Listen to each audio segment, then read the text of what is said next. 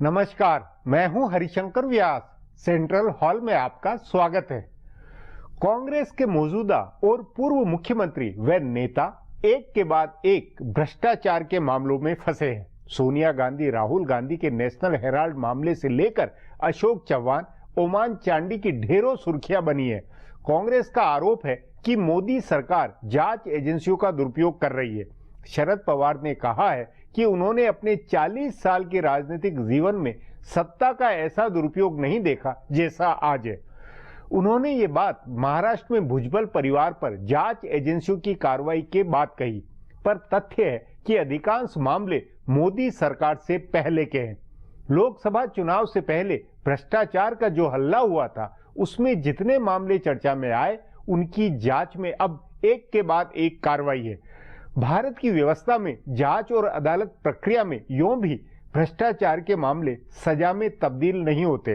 सार्वजनिक जीवन, नेताओं, पार्टियों के भ्रष्टाचार की हकीकत जन जन में बैठी हुई है। उस बात पर यदि भाजपा सरकारों ने कार्रवाई का निश्चय किया है तो इसका स्वागत होना चाहिए, या यह माना जाए कि यह सब सियासी चक्कर है, बदले की भावना है, सत्ता का दुरुपयोग है। नरेंद्र मोदी यदि 2019 तक विपक्ष के नेताओं को भ्रष्टाचार में लथपथ साबित करा दे तो उनकी वाहवाही होगी, या जनता उल्टे मानेगी कि सत्ता के दुरुपयोग से विरोधियों को फिक्स किया गया है। सो मामला जनता में धारणा या कि परसेप्शन का पहलू लिए हुए। आज इस पर चर्चा है, मगर उससे पहले गपशप और खास सुर्खियां है। शुरुआत सियासी गपशप से करते हैं।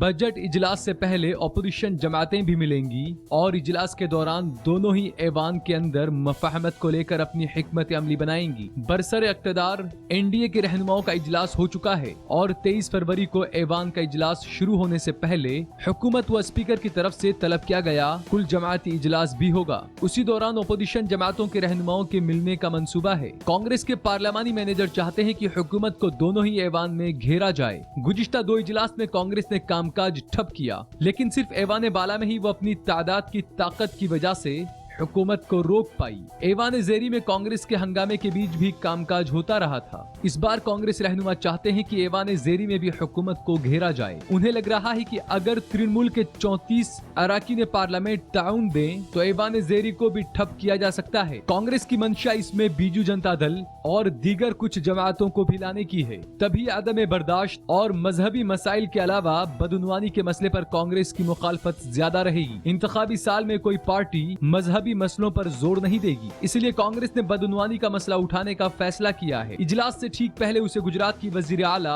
आनंदीबेन पटेल की बेटी के कारोबारी हामियों को दी गई जमीन का मामला मिल चुका है। इसके अलावा कांग्रेस व्यापम का मसला उठाएगी और ललित मोदी के मसले पर भी हंगामा करेगी। बीजेपी के तर्जुमानान के मुजाहरे पर काफी सवाल उठ रहे हैं। वजीर आजम नरेंद्र मोदी भी पार्टी के तर्जुमानान के मुजाहरे से खुश नहीं हैं। उन्हें लग रहा है कि तर्जुमान हुकूमत की इक़्तिसादी पॉलिसियों के बारे में टेलीविजन बहसों में सही से अपनी बात नहीं रख पा रहे हैं। तभी बहस है कि कुछ तर्जुमानों की छुट्टी होगी और कुछ नए तर्जुमान बनाए जाएंगे। टेलीविजन पर बोलने वालों की फहरिस्त में भी कुछ नए नाम जुड़ेंगे। उससे पहले कहा जा रहा है कि तर्जुमानों को तालीम भी दी जाएगी और उनको हुकूमत की कामयाबियों के बारे में बताया जाएगा। फिलहाल इंतखाबात वाले सूबों पर बीजेपी का फोकस है, इसलिए इंतखाबी सूबों के तर्जुमान को हुकूमत की कामयाबियों के बारे में बताया जा रहा है। जिन 5 सूबों में इंतखाबात हैं, वहां से 2-2 तर्जुमानों को दिल्ली बुलाया गया है। मनोहर पर्रिकर और स्मृति ईरानी वगैरह वज़रा ने उनसे मिलकर उन्हें हुकूमत के कामकाज के बारे में बताया है। कौमी तर्जुमानों को भी इस बारे में बताया जा रहा है। बीजेपी के माहिरीन ज़राए का कहना है कि एक साथ कई मौके आ गए हैं। ऐवान का इजलास शुरू होने वाला है, उसी बीच 5 सूबों में इंतखाबात हैं और उसके फौरन बाद नरेंद्र मोदी हुकूमत के 2 साल मुकम्मल हो रहे हैं। ऐसे में हुकूमत के 2 साल के कामकाज का मुकम्मल तफसील से ब्यौरा तैयार किया जा रहा है ताकि तर्जुमानों को उनके बारे में बताया जा सके। रस्मी तौर पर तर्जुमानों को तालीम देने की भी बहस है। जम्मू कश्मीर में जल्द ही सियासी गैर यकीनी खत्म हो सकती है। गुज़िश्ता एक हफ्ते में पीडीपी की रहनुमा महबूबा मुफ्ती की अपनी पार्टी के रहनुमाओं से हुई बातचीत के बाद अंदाजा लगाया जा रहा है कि जल्द ही बीजेपी और पीडीपी का इजलास होगा, जिसमें हुकूमत साजी को लेकर तबादले ख्याल किया जाएगा। दरअसल जम्मू कश्मीर असेंबली की सबसे बड़ी पार्टी पीडीपी के अरकान असेंबली की बेचैनी बढ़ी है। पार्टी सरबराह महबूबा मुफ्ती तो बीजेपी को दबाने के लिए कुछ वक्त और दबाव की सियासत करना चाहती हैं, लेकिन पीडीपी के अरकान असेंबली को लग रहा है कि इससे नुकसान हो सकता है। माहिरीन ज़राए के मुताबिक पीडीपी के रुकने असेंबली अभी इंतखाबात में भी जाना नहीं चाहते हैं। वो चाहते हैं कि या तो बीजेपी के साथ फौरन हुकूमत साजी की जाए या कोई दूसरा हिमायती तलाशा जाए। दूसरी हिमायती पार्टी कांग्रेस हो सकती है, लेकिन दोनों के रुकने असेंबली की तादाद अक्सरियत से थोड़ी कम है और ऊपर से मरकज में बीजेपी की हुकूमत है। ऐसे में इत्तेहादी हुकूमत का ठीक तरीके से काम करना मुमकिन नहीं हो पाएगा। इसलिए पीडीपी के रहनुमा गवर्नर राज से बेहतर मान रहे हैं कि पीडीपी और बीजेपी की हुकूमत बने। बताया जा रहा है कि इंतखाबात के मुतबादिल पर गौर करने से उन्होंने मना कर दिया है, क्योंकि अभी असेंबली की 5 साल की मियाद बाकी है। कांग्रेस और नेशनल कॉन्फ्रेंस के रहनुमा जरूर इंतखाबात चाहते हैं, लेकिन पीडीपी और बीजेपी दोनों के रुकने असेंबली इंतखाबात नहीं चाहते हैं। बीजेपी के अरकान असेंबली भी जल्द ही हुकूमत साजी की हिमायत में है। अब आज की सुर्खियां ये लीक से कुछ हटकर है और इनसे देश की दशा दिशा को बूझ सकेंगे।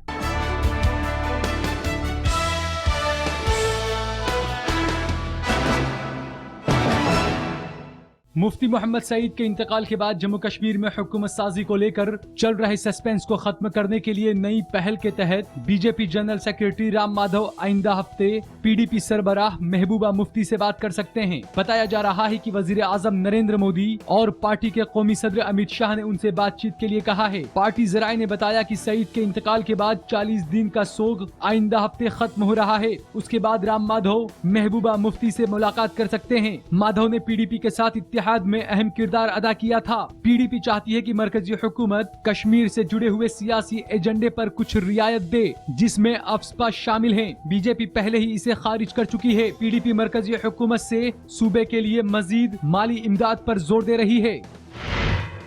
अरुणाचल प्रदेश में सदारती राज के निफाज के मामले पर समाअत कर रही अदालत उज़्मा ने गवर्नर के किरदार पर सवाल उठाए हैं। अदालत ने कहा है कि गवर्नर का कदम कानूनी अमल में दखल अंदाजी है। गवर्नर के स्पीकर को पैगाम भेजकर ऐवान का एजेंडा तय कराने के मामले में अदालत उज़्मा ने ये तंकीद की। अदालत उज़्मा ने कहा कि स्पीकर को पैगाम में हाउस को पहले की तरह चलाने के हुक्म से साफ है कि गवर्नर ने ऐवान बाला के कामकाज में दखल अंदाजी की। ये मामला गवर्नर के उस पैगाम के मामले में है जो असेंबली में स्पीकर के खिलाफ तजवीज पास किए जाने से जुड़ा है। आईनी बेंच ये समाअत कर रही है कि गवर्नर असेंबली का एजेंडा बना सकते हैं या नहीं। सियाचिन में हुए लैंडस्लाइड के बाद बर्फ के नीचे 6 दिनों तक दबे रहने के बाद करिश्माई तौर से जिंदा निकले लांस नायक हनुमंत थप्पा की तबीयत का हालचाल लेने वजीर आजम नरेंद्र मोदी पहुंचे। वजीर आजम मोदी ने दिल्ली के रिसर्च एंड रेफरल अस्पताल जाकर उनका हालचाल लिया और कहा कि वो काबिल तारीफ फौजी हैं, जिनकी जिंदा दिली और सब्र को अल्फाज में बयां नहीं किया जा सकता है। हनुमंत थप्पा को वहां से खुसूसी एयर एम्बुलेंस के जरिए दिल्ली के अस्पताल लाया गया है। मोदी ने ट्वीट किया कि लांस नायक हनुमंत थप्पा के जज्बे और सब्र को अल्फाज में बयान नहीं किया जा सकता है। उन्होंने कहा कि डॉक्टरों की टीम लांस नायक हनुमंत थप्पा का इलाज कर रही है। हम सभी उम्मीद करते हैं और उनकी सेहतयाबी के लिए दुआ कर रहे हैं। फौज के जराये ने कहा कि लांस नायक हनुमंत थप्पा की हालत नाजुक लेकिन खतरे से बाहर है और अस्पताल में उनके कई रिपोर्ट्स कराए जा रहे हैं। अस्पताल जाने से पहले मोदी ने ट्वीट किया, मुल्क भर की दुआओं के साथ लांस नायक हनुमंत थप्पा को देखने जा रहा हूं। मुंबई में 2008 में हुए दहशतगर्दाना हमले के मुलजिम डेविड कॉलमैन हेडली ने दूसरे दिन की गवाही में भी कई राज उगले हैं। हेडली ने बताया है कि 26 नवंबर 2008 के हमलावरों का एक निशाना मुंबई का मशहूर सिद्धि विनायक मंदिर भी था। हेडली ने इस मंदिर की रेकी की थी। उसने ताज होटल पर हमले के लिए 2007 में होटल की फोटो ली थी और वीडियो बनाया था। जेरे गौर है कि हमलावरों ने ताज होटल को निशाना बनाया था और वहाँ कई लोगों को मार डाला था। हेडली ने सनसनीखेज खुलासा करते हुए कहा कि हिंदुस्तान के दिफाई साइंसदानों का एक इजलास होने वाला था, उसे निशाना बनाकर हमला किया जाना था। उसके लिए ताज होटल का नक्शा भी तैयार किया गया था, लेकिन बाद में ये मंसूबा मुस्तरद कर दिया गया। शिकागो से वीडियो कॉन्फ्रेंसिंग के जरिए उसने अदालत को बताया कि 2007 में बनाए गए मंसूबे पर ही 2008 में अमल किया गया। हेडली ने बताया कि वो ISI के अफसर मेजर इकबाल से लाहौर की उसकी रिहाइशगाह पर मिला था और उस वक्त पाकिस्तानी फौज का एक कर्नल भी वहाँ मौजूद था। नेट न्यूट्रलिटी पर हिंदुस्तान के फैसले पर फेसबुक के बानी मार्क जकरबर्ग ने मायूसी जाहिर की है और कहा है कि वो दुनिया में राब्ते में आ रही रुकावटें खत्म करने के लिए कोशिशें करते रहेंगे। जकरबर्ग ने ट्राई के हुक्म पर अपनी पहली तंकीद में अपने फेसबुक पोस्ट में कहा कि इंटरनेट.org ने कई पहलें की हैं और हम इसके लिए कोशिश करते रहेंगे जब तक इंटरनेट तक पहुंच न हो जाए। नेट न्यूट्रलिटी की हिमायत करते हुए ट्राई ने पीर को सहूलियत देने वाली सभी कंपनियों को अलग अलग डाटा की बुनियाद पर इंटरनेट एक्सेस के लिए अलग अलग कीमत लगाने पर पाबंदी लगा दी है। इससे फेसबुक के मुतनाज़ा फ्री बेसिक्स और ऐसे दूसरे मंसूबों को झटका लगा है। फिलहाल अब एक ब्रेक है, फिर खुलासा होगा।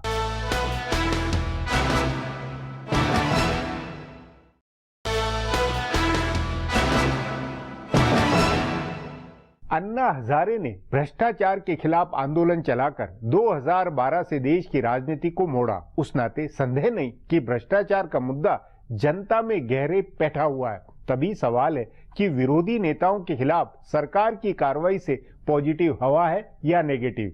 इस पर आगे चर्चा करें उससे पहले देखें मेरा ये खुलासा।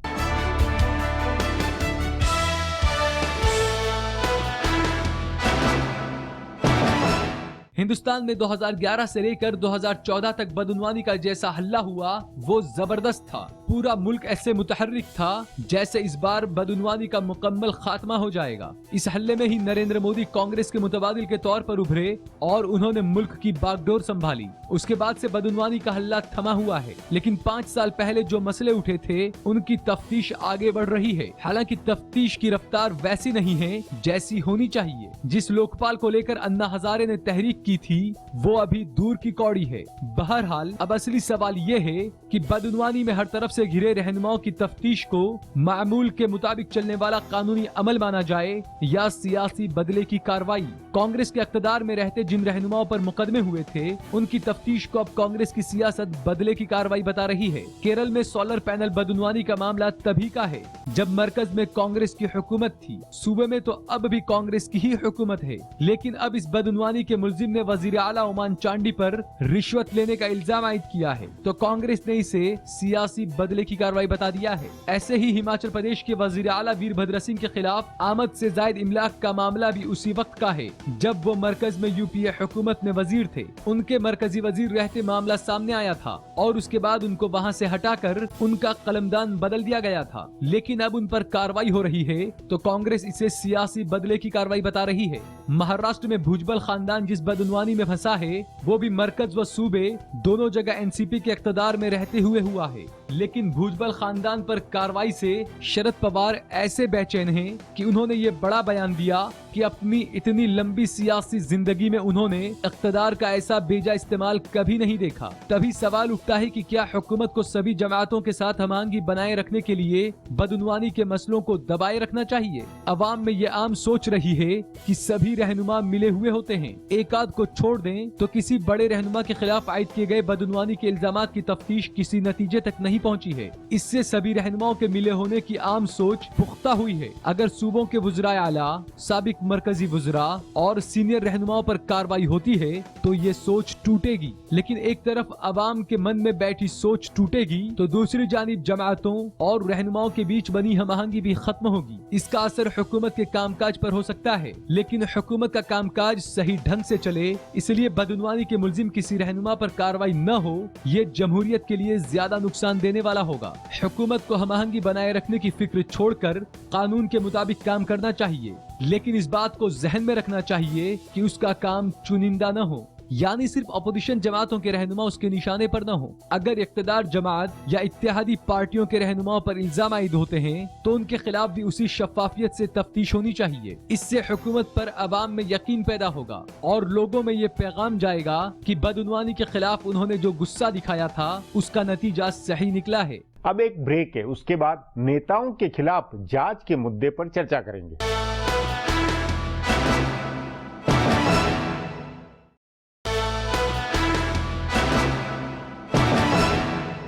सवाल है कि नरेंद्र मोदी, अमित शाह, भाजपा यदि कहे कि हमें क्या, हम डरते नहीं, हम भ्रष्टाचार करते नहीं और जिन्होंने किया है उनके खिलाफ कार्रवाई हम करवाएंगे, तो इसे सत्ता का दुरुपयोग माना जाएगा या अच्छी बात? इस पर चर्चा के लिए आज मेरे साथ वरिष्ठ पत्रकार संजीव श्रीवास्तव है। संजीव जी, शरद पवार ने कहा है कि उनके राजनीतिक जीवन में 40 साल का उनका राजनीतिक जीवन है, उसमें ऐसी सत्ता के दुरुपयोग वाली सरकार नहीं देखी है जो ऐसी अभी है। और ये उन्होंने छगन भुजबल के मामले में कहा, जो कि जिनके ऊपर भ्रष्टाचार का किस्सा पहले से चला आ रहा है। इस पर आप बतौर राजनीतिक समीक्षा आपका क्या कहना है? शरद पवार का करीब 5 दशक का सार्वजनिक जीवन का अनुभव है। देश के सबसे कुशल प्रशासकों में से हैं, सबसे एक प्रैग्मेटिक लीडर की तरह देखे जाते हैं, व्यवहारिक रिफॉर्म्स के भी पक्ष में, ग्राउंड लेवल राजनीति के भी पक्ष में। लेकिन ये जो भ्रष्टाचार का मुद्दा है, इस पे शरद पवार की ऐसी मतलब छवि कोई सबसे उज्जवल नहीं है कि मेरी कमीज सबसे सफेद। तो जब ये बात कहते हैं कि ये सत्ता का दुरुपयोग हो रहा है, तो उनके मन की पीड़ा या उनके पार्टी के नेता छगन भुजबल को वो लेके आए थे शिवसेना से छुड़ा के, और अब उनके परिवार पर हमले हो रहे हैं, तो ये एनसीपी और शरद पवार के लिए व्यक्तिगत रूप से एक खेद का विषय हो सकता है। लेकिन मैं नहीं मानता कि ये बिल्कुल सत्ता का दुरुपयोग है। अगर किसी राजनेता ने, किसी बड़े अधिकारी ने सत्ता का दुरुपयोग किया है और भ्रष्टाचार किया है और उस तरह से एसेट्स इकट्ठे करें, पैसे इकट्ठे करें, कैसे इतने नेताओं के पास इतना सब कुछ है जो आम जनता के पास नहीं है?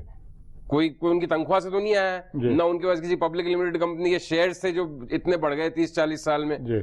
तो ये तो कोई बात नहीं होगी साहब कि सत्ता का उपयोग इस तरह से हो कि भ्रष्टाचारियों की तरफ से उनको माफ किया जाए, उनकी गलतियों को नजरअंदाज किया जाए। ये क्या लॉजिक हुआ? मतलब ये कि जो विपक्ष में नेता है वो ये मान रहे हैं कि नहीं, इस तरह की इस भ्रष्टाचार के मामले में ऐसी जांच नहीं होनी चाहिए, ऐसी कार्रवाई नहीं होनी चाहिए, ये उनकी उम्मीद है जो पूरी नहीं हो रही है। ये तो बहुत ही सरासर एक अजीब सी उम्मीद है ना। और ऐसा नहीं है कि ये विपक्ष कोई कांग्रेस, एनसीपी या गैर भाजपा विपक्ष की वो है। जब बीजेपी के नेताओं पे जांच होती थी तब भी वो उसमें राजनीतिक दुर्भावना का आरोप लगाते थे। लेकिन ये भी हकीकत है कि बीजेपी के नेताओं में जब यूपीए का राज था तो अपेक्षाकृत कम जांच भी होती थी, 2-3 टारगेटेड लोगों के अलावा। और दूसरी हकीकत भी उतनी बड़ी है कि बीजेपी के लोग इतने सत्ता में ही नहीं रहे कि इतने लार्ज स्केल करप्शन की उनके अगेंस्ट कंप्लेंट्स हो, जहां है वहां जांच हो रही है। तो कुल मिला के बात वही है कि अगर आपने गड़बड़ी करी है, अगर पब्लिक परसेप्शन और सीबीआई या एजेंसीज के पास आपके पास पुख्ता सबूत हैं, तो जस्ट बिकॉज कि आप एक राजनेता हैं और किसी बड़ी पार्टी से संबंधित हैं या किसी बड़े राजनेता का आप पे आशीर्वाद है, तो उस पर कार्रवाई क्यों नहीं होनी चाहिए? फिर चाहे वो सत्ता पक्ष का या विपक्ष का। इसमें एक तर्क जो विपक्ष की तरफ से ये कि एक के बाद एक लगातार, भले वो कांग्रेस के नेता हो, सोनिया गांधी, राहुल गांधी के हेराल्ड मामले से लेकर चिदम्बरम हो, तमाम मौजूदा और पूर्व मुख्यमंत्री हो, सब पर एक के बाद एक जांच हो रही है। ये जो पंडोरा बॉक्स एकदम चौतरफा खुला है, ये इसमें इसके पीछे कोई राजनीतिक गेम प्लान नहीं लगता? देखिए, राजनीतिक गेम प्लान, एक तो क्या हम सारे केसेस को एक ही उसमें नहीं रख सकते।